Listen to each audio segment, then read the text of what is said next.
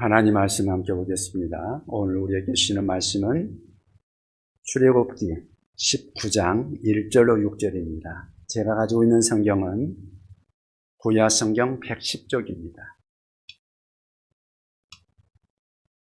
출애굽기 19장 1절로 6절 말씀.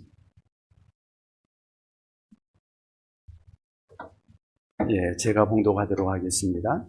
출애굽기 19장 1절로 6절 말씀입니다. 제가 봉독합니다. 이스라엘 자손이 애굽 땅을 떠난 지 3개월이 되던 날 그들이 시내 광야에 이르니라. 그들이 르비딤을 떠나 시내 광야에 이르러 그 광야에 장막을 치되 이스라엘이 거기 산 앞에 장막을 치니라. 모세가 하나님 앞에 올라가니 여호와께서 산에서 그를 불러 말씀하시되 너는 이같이 야곱의 집에 말하고 이스라엘 자손들에게 말하라. 내가 애굽 사람에게 어떻게 행하였음과 내가 어떻게 독수리 날개로 너희를 업어 내게로 인도하였음을 너희가 보았느니라. 세계가 다 내게 속하였나니 너희가 내 말을 잘 듣고 내 언약을 지키면 너희는 모든 민족 중에서 내 소유가 되겠고 너희가 내게 대하여 제사장 나라가 되며 거룩한 백성이 되리라. 너는 이 말을 이스라엘 자손에게 전할지니라. 아멘.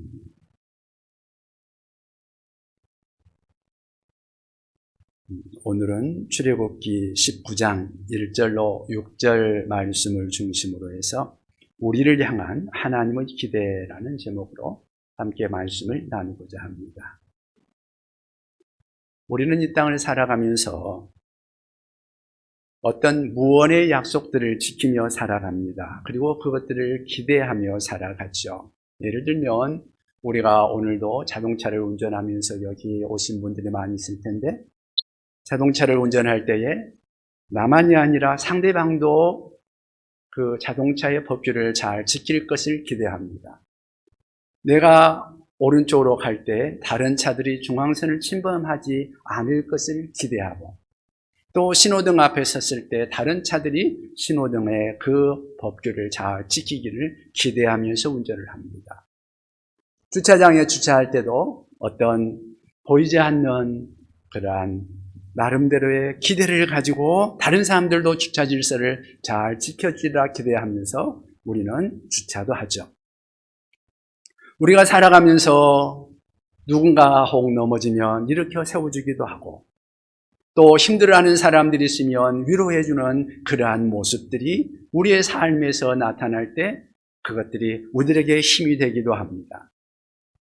우리가 살아가는 동안 때로는 힘들고 어려운 일에 있어서 다른 사람들의 도움을 받으면서 우리는 거기에서 힘을 얻기도 합니다. 내가 좋을 때, 잘 나갈 때도 또 힘이 들 때도 우리는 그 다른 사람들과 주고받는 어떤 무언의 기대들 속에서 힘을 얻습니다.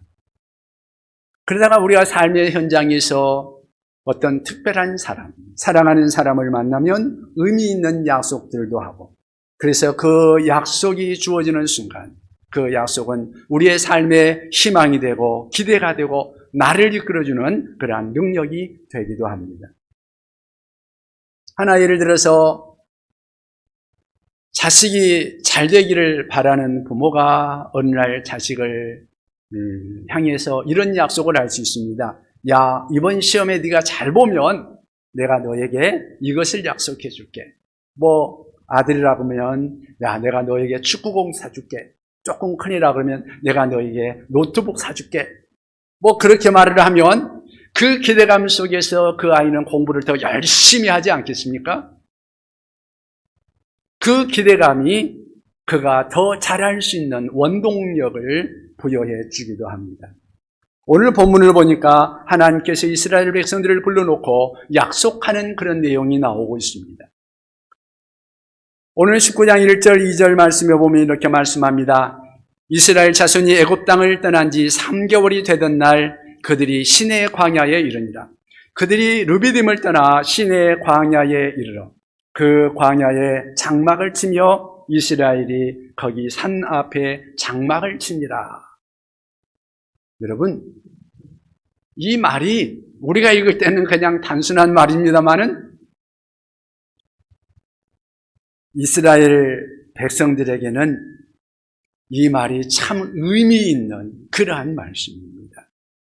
이들이 시내산 앞에 있다는 그 자체가 이스라엘 백성들에게는 약속의 성취이거든요. 좀 더 구체적으로 생각을 해보면요. 일찍이 모세가 그 시내산 그쪽에서 양치는 목동으로 일하고 있을 때 하나님께서 모세에게 말씀합니다. 너 이스라엘 백성들을 애굽 땅에서 이끌어내라. 모세는 이미 나이 늙었고 나이 이미 80이 되었고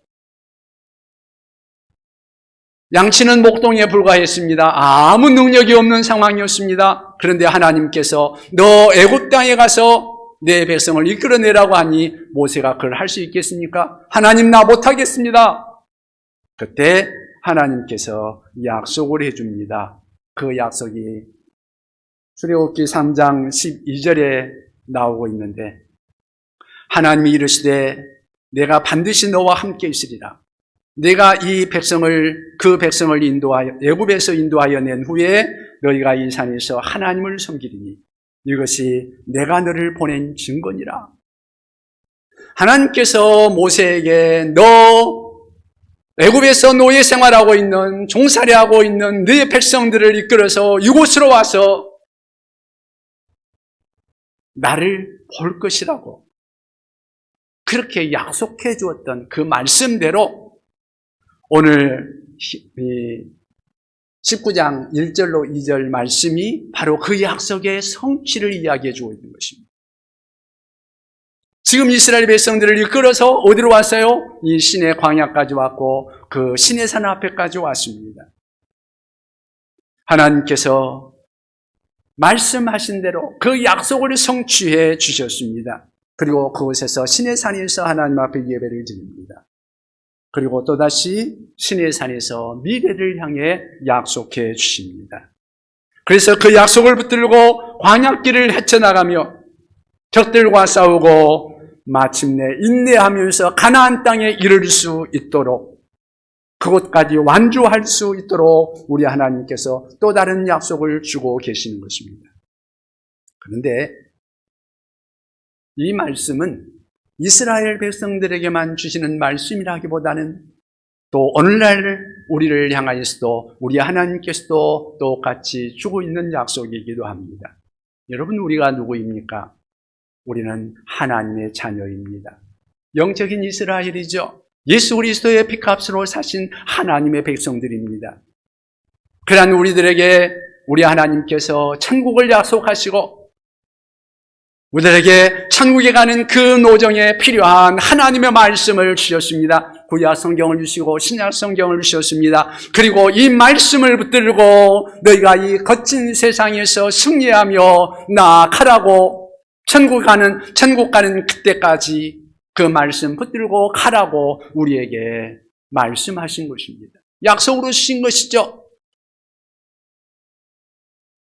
우리가 천국을 기대하며 그 걸음을 걸어갈 수 있도록 우리에게 약속을 주신 것입니다. 그래서 오늘 우리가 함께 생각해 볼 말씀은 무엇인가 하면 우리는 하나님의 약속을 받은 하나님의 백성들인데요. 약속의 백성으로서 이 땅을 살아가면서 늘 기억해야 할 우리를 향한 우리 하나님의 기대는 무엇일까 하는 것입니다. 내가 하나님 앞에 서는 그날까지 이 땅을 살아가는 동안에 우리 하나님께서 우리를 향하여서 어떤 기대를 하고 계실까? 오늘 약속의 말씀을 통해서 우리를 향한 하나님의 기대에 대해서 함께 생각해 볼 수 있는 시간을 갖기를 원합니다. 여러분, 우리를 향한 하나님의 기대는 무엇일까요? 첫 번째는 우리가 하나님 나라의 제사장이 되기를 기대하십니다. 하나님 나라의 제사장. 5절, 6절 말씀에 보면 이런 말씀을 합니다. 세계가 다 내게 속하였나니 너희가 내 말을 잘 듣고 내 언약을 지키면 너희는 모든 민족 중에서 내 소유가 되겠고 너희가 내게 대하여 제사장 나라가 되며 거룩한 백성이 되리라. 너는 이 말을 이스라엘 자손들에게 전할지니라. 그렇게 말씀하십니다. 너희는 내 소유가 되겠다. 하나님의 소유, 하나님의 보물이요, 귀한 존재가 된다는 말이죠. 제사장 나라가 되게 하겠다. 거룩한 백성이 될 것이다.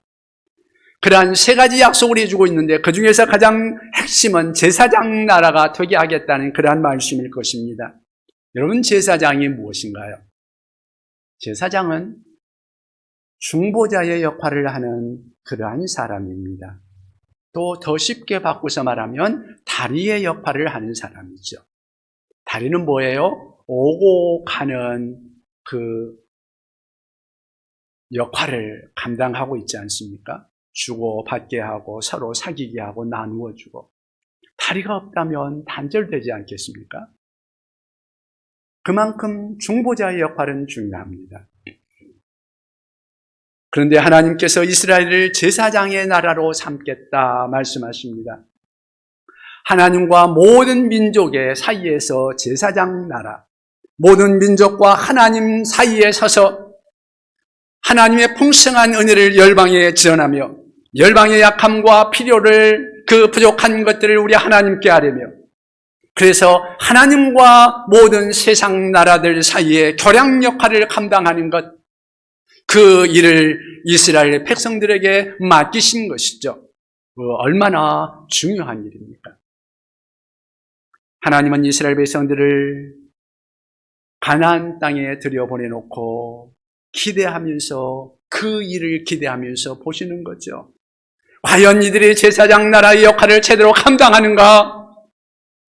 그래서 그들이 그 사명을 잘 감당하기 위해서 우리 하나님께서 가나안 땅까지 그들을 인도하셨고, 그곳에서 그들이 평안하게 살아갈 수 있도록 여러 가지 여건들을 마련해 주시고, 그들에게 하나님이 그들의 하나님이 되시고 제사장 나라로 삼아 주신 것이죠. 그런데 그들이 감당하지 못할 때 우리 하나님께서는 그들을 징계하시고 전쟁이 일어나고 가뭄이 일어나며 그들이 고통을 당하게 하기도 하십니다.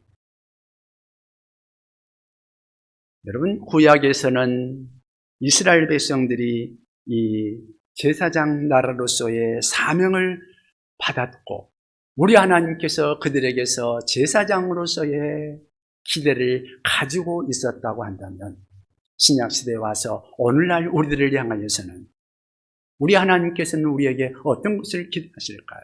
성경을 보니까 우리 각자가, 우리 교회가 하나님 앞에서 제사장이라는 것입니다. 만인 제사장서를 여기서 이야기하는 것입니다. 모든 믿는 자들은 왕 같은 제사장이다, 성경은 말씀해 주고 있습니다. 여러분, 우리가 원래 어떤 사람이었습니까? 우리는 죄인이었고 하나님 앞에 원수였던 자들입니다. 그런데 우리 하나님께서 우리를 불쌍히 여기시고 긍휼히 여기셔서 우리를 죄 가운데서 구원해 주셨습니다. 하나님의 자녀 삼아 주셨습니다. 그것이 우리에게 얼마나 귀한 일인지 모릅니다. 그런데 그런 우리들에게 구원해 주실 뿐만 아니라 제사장으로 삼아 주셨다, 그렇게 말씀하십니다. 우리가 구원받아 하나님 나라 천국에 가는 것만으로도 참으로 감사한데, 우리 하나님께서는 우리에게 제사장의 직분까지 맡겼다. 그래서 우리의 이웃들, 예수 그리스도를 알지 못하는 사람들에게 예수 그리스도를 전하며 그들을 우리 주님께로 인도하는 그러한 사명을 맡겨주신 것입니다. 하나님을 알지 못하는 자들을 위하여서 우리가 하나님께 그들의 약함을 아뢰고, 열방을 향하여서 우리가 그리스도의 복음을 증거하며 그들이 우리 하나님께로 돌아오게 하는 일을 우리 하나님께서 맡기셨습니다. 하나님 우리를 사용하기를 원하십니다. 그리고 우리가 그것을 감당할 수 있도록 우리의 힘이 부족하면 우리에게 능력을 공급하십니다. 하나님의 전능하신 능력으로 우리와 함께 하시며 우리가 그것을 감당할 수 있도록 힘과 능력을 주시며 도와주십니다. 그리고 우리가 제사장으로서의 역할을 감당하기를 우리 하나님께서는 기대하십니다. 여러분 구약 성경에 보면 여러 가지 직분들이 많이 나오지 않습니까? 왕이 있고 선지자가 있고 사사가 있고 또 제사장이 있고 여러 직분들이 나오는데, 그런데 특별히 제사장 직분에 대해서 성경에 보니까 이렇게 말합니다. 히브리서 5장 4절에 이 존귀는 아무나 스스로 취하지 못하고 오직 아론과 같이 하나님의 부르심을 받은 자라야 할 것입니다. 스스로 취할 수 없다. 제사장의 직분은 너무나 존귀하다. 그래서 스스로 취할 수 없다. 이런 존귀는 우리 하나님께서 특별히 택한 아론과 같은 부름을 받은 자만이 할 수 있다고 말씀하십니다. 그런데 이 존귀를 바로 우리들에게 주셨다는 말씀입니다. 그런데요, 사람들이 이 사명을 감당하는 것이 그렇게 쉽지만은 않죠. 우리가 이 존귀한 제사장으로서의 직분을 맡아서 우리가 할 일이 그리스도의 복음을 전하는 것이요, 그들의 아픔을 우리 하나님께 아뢰며 아픔을 짊어지고 우리 하나님께 나아가는 것이라고 한다면, 우리가 나가서 복음을 전할 때에 사람들이 그 말을 제대로 알아듣습니까? 받아들이지를 않습니다. 그들이 거부합니다. 그러다 보니까 우리가 이 사명을 감당하기가 너무도 힘이 드는 것이죠. 사람들이 받아들이지 않으니 우리는 힘들 수밖에 없습니다. 옛날에 페니실린이 처음 발명이 됐을 때, 세상에 처음 그것이 나왔을 때는 페니실린이 얼마나 귀하고 획기적인 약인지 몰랐습니다. 1차 세계대전 당시에 이 페니실린이 발견됐는데, 간호사들이 부상을 당해서 오는 그 환자들을 놓고 이 페니실린 주사를 맞으면 이 사람이 살 수 있는데, 페니실린 주사를 주려고 하니까 두려워가지고 병사들이 안 맞으려고 하는 거예요. 그러니까 그 사람들을 처음 나온 약이니까 그 주사를 주려고 하니까 안 맞으려고 하고, 그러니까 살리고 싶으니까 막 설명을 하고, 그래가지고 겨우겨우 해가지고 어떤 사람은 안 맞고 어떤 사람은 맞고, 그러면서 주사를 맞은 사람은 획기적으로 변화가 일어나면서 살아나는 겁니다. 처음에는 아무리 용감한 군인들도 안 맞고, 그러다가 어떤 사람은 맞고 안 맞고 하는데 그 차이가 너무 극명하게 갈려지다 보니까 나중에는 사람들이 너도 나도 나 좀 페니실린 주사 좀 놔달라고 그러는 상황까지 왔다고 하는 이야기를 들었습니다. 여러분, 우리가 제사장의 사명을 감당하는 것, 예수를 전하고 사람들을 중보한다는 것, 힘든 일이죠. 거부당하기도 하고 핍박을 당하기도 합니다. 그러나 우리가 하는 이 일은 생명을 살리는 일이요, 사람들의 삶을 풍요롭게 하는 일입니다. 세상이 예수님을 바로 알게 된다면 달라지죠. 저도 돌아보면은요, 제가 교회 나가도록 하기 위해서 저를 전도하는 사람들이 많았습니다. 제가 어렸을 때도 저를 전도하는 친구들이 있었고요. 내가 장성을 해가지고 청년이 될 때까지 나를 전도하려고 애쓴 사람들이 너무너무 많이 있었습니다. 그리고 마지막 저를 결정적으로 전도했던 우리 형님, 저를 전도해가지고 야, 하나님 살아계신다, 가자. 그래서 제가 하나님은 안 믿었지만 형님을 믿어가지고 교회를 나갔던, 그러기 위해서 교회를 다니기 시작했던 생각이 납니다. 제가 교회를 다니고 나서 가장 고마운 분이 누구겠어요? 저 형님이죠. 저 예수 믿게 했으니까. 여러분, 처음에는 그렇게 피하고 반대하던 사람들도 이제 예수만 믿으면 달라지는 거잖아요. 우리가 하나님 앞에서 받은 사명, 제사장의 사명, 이 사명이 얼마나 귀하고 값진 것인지 모릅니다. 이 땅에 그 어떤 것과도 바꿀 수 없는 참으로 고귀하고 존귀한 직분인 줄을 여러분 믿으시기를 바랍니다. 우리 주님께서는 우리에게 이 직분을 맡겨주시고 이 땅에서 이 사명을 감당하기를 원하십니다. 사실 우리가 이 땅에서 얻을 수 있는 존귀한 직분들이라고 한다 그러면 여러 가지 많이들 있겠습니다만은 국회의원 당선된다든가 요즘 대통령 선거 앞두고 있으니까 대통령에 당선된다든가 그런 것들을 얼마나 이 땅에서 귀하게 여깁니까? 물론 귀하죠. 대통령이 되고 국무총리가 되고 국회의원이 되고 하는 것은 이 땅에서 얻을 수 있는 어쩌면 최고의 어떤 존귀일지도 모르겠습니다. 그런데 그러다가도 그들이 감옥에 가기도 하잖아요. 그런데 우리 하나님이 우리에게 주신 이 제사장의 직분, 이것은 결코 그렇게 가볍지 않습니다. 우리에게 주신 이 직분은 우리 하나님 나라에서 우리 하나님 앞에 정말로 영원한 것이 될 것입니다. 우리 하나님께서 우리를 하나님 나라로 인도하시고 그 나라에서 영원토록 빛나게 하실 것입니다. 그러므로 이 제사장의 직분을 맡은 자로서 우리가 어떻게 살아야 할 것인가를 생각할 수 있기를 바랍니다.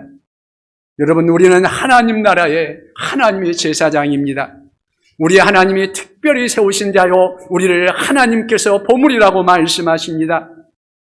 이 말씀을 기억하며 나를 세워주신 우리 하나님을 기억할 수 있기를 바랍니다. 하나님은 우리가 이 땅을 살아가면서 하나님 나라의 제사장으로 살아가기를 오늘도 지금도 기대하고 계신다는 사실을 꼭 기억하며 이 제사장으로서의 직분을 잘 감당하며 살아갈 수 있기를 바랍니다. 여러분, 우리를 향한 우리 하나님의 기대에 또 어떤 것이 있을까요? 두 번째는 우리가 하나님의 특별한 보호의 대상임을 알기를 기대하십니다. 우리가 하나님의 특별한 보호의 대상이다 하는 것을 우리 하나님은 알고 살아가기를 원하십니다. 주변을 보면 우리의 삶의 영역에서 특별히 성공한 사람들, 또 귀하게 쓰임받는 사람들이 우리 주변에도 아마 많이 있을 것입니다. 그 중에는 공무원이 있을 수도 있고 사업가가 있을 수도 있고 정치인이 있을 수도 있을 것입니다. 아름답고 존귀하게 쓰임받는 사람들, 그러한 사람들을 보면 대개가 다 공통점이 있는데 그것은 그 사람이 거기에 그 자리에 올라가기까지 수많은 어려움을 겪으며 훈련을 받으면서 그 자리에까지 이르게 되었다는 것이죠. 성경에도 보면 우리 하나님 앞에 귀하게 쓰임받은 사람들이 그냥 하나님 앞에 귀하게 어느 날 갑자기 쓰임받는 것이 아닙니다. 많은 훈련을 받은 후에 그들이 쓰임받는 것을 보죠. 모세가 하나님 앞에 쓰임받기 위해서 40년 동안 광야 생활을 하지 않습니까? 다윗이 우리 하나님 앞에 쓰임받기 위해서 그가 원수에게 쫓기면서 10년 이상씩 그렇게 고통을 당하면서 살아가지 않습니까? 요셉이 우리 하나님 앞에 쓰임받기 위해서 외국에 팔려가기도 하고 종살이를 하기도 하고 감옥에 갇히기도 하고 그러면서 그러한 훈련을 거쳐서 우리 하나님 앞에 마침내 귀하게 쓰임받지 않습니까? 사실 우리도 우리 하나님 앞에 쓰임받기를 원하기는 합니다만은 그러나 문제는 그 훈련받는 과정이 너무 힘들다는 거죠. 하나님 앞에 귀하게 쓰임받은 사람들마다 보면 참으로 혹독한 훈련을 받는데요. 그 훈련이 우리에게는 너무 힘들고 어렵다는 것이죠. 그런데 하나님 앞에 쓰임받기 위해서는 꼭 필요한 과정들이더라는 거죠. 그러므로 하나님 앞에 쓰임받기를 원한다면 훈련을 두려워하지 말라는 것입니다. 그 훈련을 받는 과정에 우리 하나님께서 훈련만 시키고 내버려 두는 것이 아니라 훈련하는 과정에서 꼭 하나님이 함께 하시는 줄로 믿으시기를 바랍니다. 그 훈련 과정에 우리 하나님께서 특별하게 보호하신다는 사실입니다. 4절 말씀, 오늘 본문 4절에 보면 이렇게 말씀을 합니다. 내가 애굽 사람에게 어떻게 행하였음과 내가 어떻게 독수리 날개로 너희를 업어 내게로 인도하였음을 너희가 보았느니라. 이스라엘 백성들을 하나님께서 인도하기 위해서 어떻게 하였는가를 너희들이 알지 않느냐? 너희들을 인도하기 위해서, 내가 애굽에서 인도하기 위해서 애굽에 10가지 재앙을 내리면서까지 너희들을 특별히 보호하면서 너희들을 인도하지 않았느냐? 내가 너희들을 인도할 때 독수리가 새끼를 보호하듯이 내가 그렇게 하지 않았느냐? 여러분, 독수리가 새끼를 어떻게 훈련시키는지 아십니까? 저는 한 번도 보지 않았습니다만은 성경에 이렇게 말씀합니다. 신명기 32장 11절로 12절에 이렇게 말씀합니다. 마치 독수리가 자기의 보금자리를 어지럽게 하여 자기의 새끼 위에 나풀거리며 그의 날개를 펴서 새끼를 받으며 그의 날개 위에 그것을 엎는 것 같이 여호와께서 홀로 그를 인도하셨고 그와 함께한 다른 신이 없었도다. 여러분, 좀 더 구체적으로 이야기하면 독수리가 새끼를 낳기 전에, 새끼를 까기 전에 그 독수리 둥지를 만들 때 처음에 두꺼운 가지들, 특별히 가시나무 가지들, 그런 뾰족뾰족한 그런 나무 가지들을 모아가지고 얼키설키 전체 둥지를 만들고 그 위에 새끼들이 그 가시만 있으면 힘드니까 부드러운 것들로 주변을 쌓고 털 같은 것으로 해가지고 폭신하게 만들고 그리고 새끼를 깝니다. 그런데 새끼가 이제 어느 정도 자라고 나면 이 새끼들이 날 수 있는 정도가 된 다음에는 그 부드러운 어떤 날개깃이라든가 어떤 부드러운 어떤 그런 것들을 다 긁어내버린답니다. 그러면 뭐가 남아요? 뾰족뾰족한, 거기에 앉아있을 수 없는 그런 것들만, 그런 것만 남는 거죠. 가지들만. 그러니까 새끼들이 그 안에서, 둥지 안에서 앉을 수가 없어서 이제 밖으로 나올 수밖에 없는 그런 상황이 된답니다. 그러면은 어미가 밖에서 날갯짓을 하면서 이 새끼에게 날아라고 합니다. 그런데 새끼들이 한 번도 날아보지 않았으니까 막 날갯짓을 하고 연습을 하고 그러다가 어미가 날아라고 하니까 그냥 용기를 내가지고 날아가는 거죠. 어떤 새끼는 그냥 그렇게 한꺼번에 날아가는 새끼도 있지만 어떤 새끼는 날개가 힘이 없으니까 날아가다가 그냥 땅으로 떨어지는 거죠. 그럼 어떻게 해요? 오늘 이 말씀은 독수리 어미가 날개를 펴서 그 새끼가 땅에 떨어질 때 받는다는 것입니다. 하나님께서 하나님의 백성들을 그렇게 하신다는 것입니다. 처음에 한 번도 해보지 않았던 날갯짓을 치면서 날아가려다가 떨어지는 그 순간 얼마나 두렵겠습니까? 그런데 하나님께서 하나님의 독수리의 날개로 우리를 업어주신다. 그러므로 두려워하지 말라는 것이죠. 하나님께서 하나님의 백성들에게, 하나님의 일꾼들에게, 하나님의 사람에게 지금까지 이렇게 해오셨고 또 그렇게 하실 줄로 믿습니다. 하나님께서 내가 너희에게 그렇게 하지 않았느냐 말씀하고 있습니다. 다윗이 사울에게 쫓겨서 갈 데가 없어서 다급하니까 그냥 굴 속에 숨었는데 그때 사울 왕이 뒤를 보고 싶어가지고 굴 속에 들어와가지고 볼일 보고 나갈 때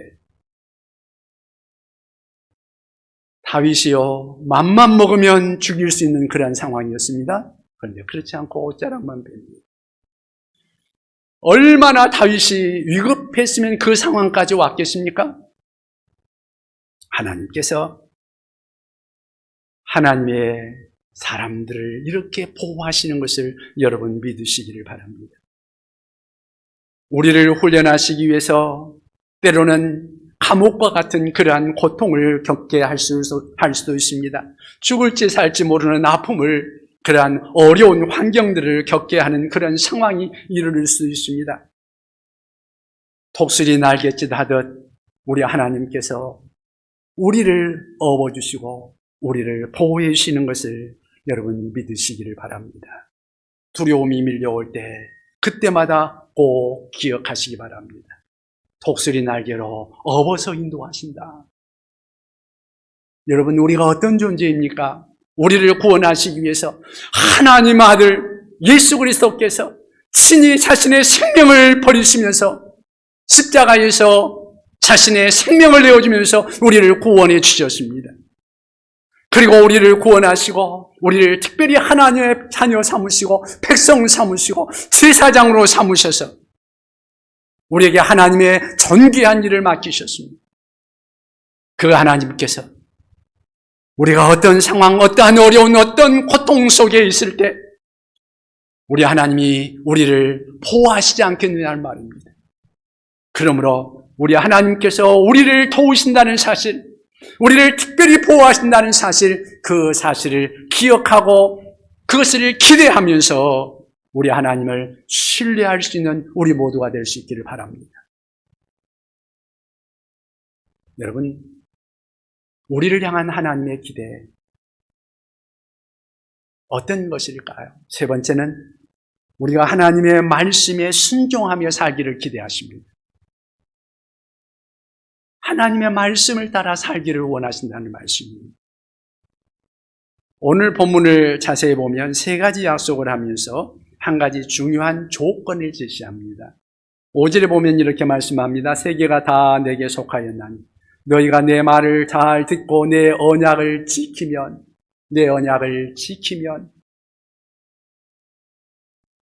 그러면 너희가 내 소유가 되겠고 제사장 나라가 되겠고 내 백성이 되겠다고 말씀하십니다. 한 가지 중요한 조건. 그래서 시내산 언약을 우리가 조건부 언약이라고 말을 합니다. 우리를 구원하시는 것은 조건 없이 무조건 구원하셨습니다만은 우리가 하나님 앞에 시임받는 데는 그만한 조건이 따른다는 사실입니다. 여러분, 우리가 구원받는 것, 그것은 내가 어떤 것을 했기 때문에 우리 하나님이 우리를 구원하신 것이 아니라 우리 하나님께서 우리를 일방적으로 사랑하셔서 우리를 구원해 주셨습니다. 그런데요, 구원받은 후에 우리 하나님 앞에 시임받는 것은 그렇지 않습니다. 이제는 우리가 하나님의 백성이 되었습니다. 진짜 하나님의 백성다운 삶, 하나님의 보물로서 하나님의 제사장 나라로서 거룩한 백성으로서 우리 하나님 앞에 우리가 이제 쓰임받기를 원한다면 이제는 우리가 하나님 앞에 쓰임받을 만한 그러한 조건이 주어질 때 합당하게 그 조건이 충족되어질 때 쓰임받을 수 있다는 것입니다. 여러분, 우리가 자녀를 낳으면, 아이를 낳으면 아이가 낳는 것으로 그대로 끝납니까? 아이를 낳았을 때 그 아이가 훌륭하게 성장하기를 우리는 기대하지 않습니까? 아이를 낳는 것으로 모든 것이 끝났다고 생각하는 부모는 아무도 없을 겁니다. 그 후에 그 아이가 정말 얼마나 멋있게 내가 기대하는 대로 성장할 것인가를 기대하는 거죠. 여러분, 우리가 하나님의 자녀로서 하나님의 백성으로서 예수 그리스도를 믿음으로 구원을 얻었습니다. 구원은 그것만으로 끝난 것이 아니라 이제는 우리 하나님께서는 우리를 통해서 우리 하나님의 아름다운 일들을, 귀한 일들을 감당하기를 우리에게 기대하십니다. 하나님의 보물스러운 존재로서, 하나님 앞에 자랑스러운 존재로서 우리 하나님 앞에 서기를 우리 하나님께서는 기대하십니다. 그런데 우리가 우리 하나님 앞에 짐스러운 자로 쓰레기 같은 부끄러운 그러한 모습으로 살아간다면 그것은 참으로 안타까운 일이겠죠. 어떤 것을 선택하는가는 어쩌면 우리 자신에게 달려있을 것입니다.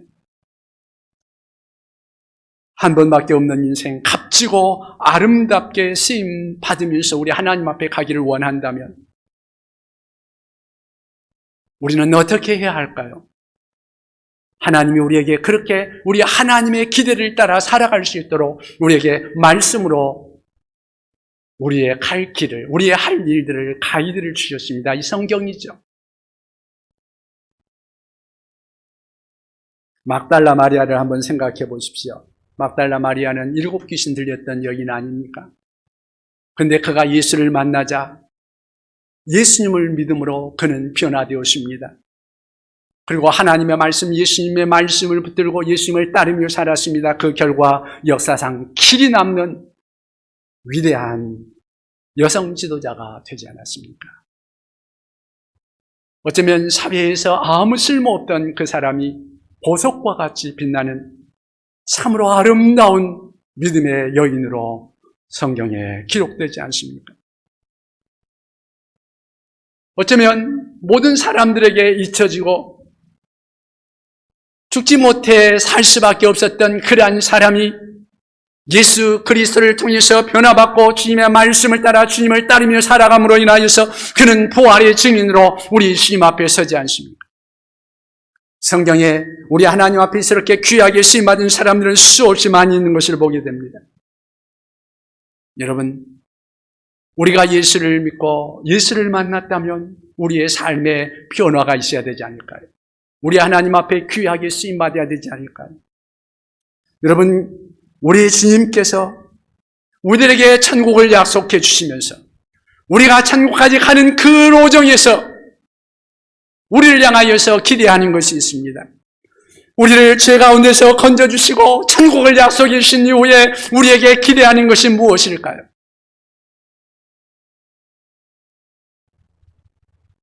우리로 하나님께서 제사장의 직분을 감당하면서 믿지 않는 사람들을 주께로 인도하며 세상의 아픔을 함께 품고 하나님 앞에 기도하며 하나님의 복음을 그들에게 전해주고 그들이 우리 하나님 앞에 돌아올 수 있도록 중보의 역할, 다리의 역할을 감당하기를 우리 하나님은 지금도 원하시지 않겠습니까? 그리고 그 일을 감당하도록 하기 위해서 우리 하나님께서 우리를 보호하고 계신다는 것을 여러분 믿으시기를 바랍니다. 우리가 그것을 우리 하나님께서 나를 지켜주시고 보호하신다는 것을 우리가 기대하고 하나님께서 맡겨주신 그 일에 어려움과 힘든 그러한 아픔과 고통이 따른다 할지라도 그 일을 감당하고자 하는 그러한 모습들 우리 주님께서 우리를 붙드실 것을 믿고 나가는 모습을 우리 하나님께서 보시기를 원하시죠. 그리고 하나님의 말씀을 붙들고 그 말씀에 약속하신 말씀에 순종하며 나가기를 우리 하나님께서는 지금도 우리들에게 기대하고 계신다는 말씀입니다. 우리 모두 이 약속 붙들고 하나님의 기대에 부응하면서 우리 남은 생애를 살아보지 않겠습니까? 오늘 이 말씀 붙들고 천국 가는 그날까지 우리도 우리 하나님께서 기대하시는 아름다운 삶을 살아갈 수 있기를 주님의 이름으로 부탁을 드립니다. 기도하겠습니다.